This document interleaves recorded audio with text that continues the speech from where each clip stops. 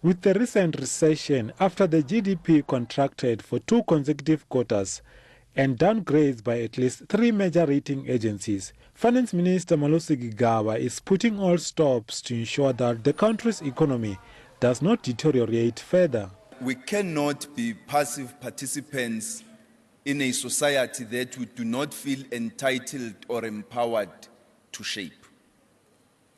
Rather, it implies an understanding that South Africa belongs to all of us. And therefore, it is our responsibility to build and shape it into the South Africa we want. We cannot be satisfied with the South Africa we have.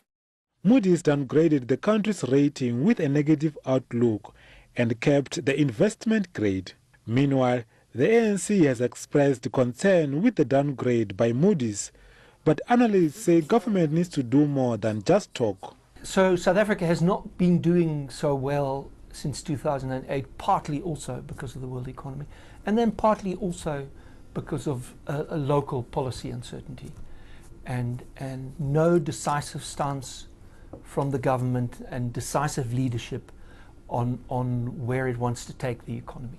Minister Gigaba is urging all South Africans to challenge the post-apartheid trajectory to ensure that radical economic transformation is achieved.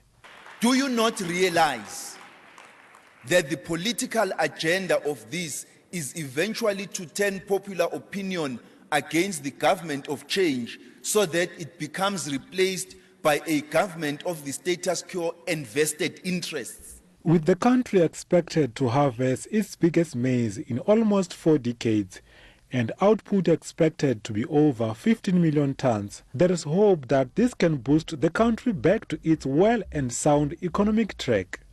We desperately need to focus on certain aspects to get manufacturing going, to get trade going.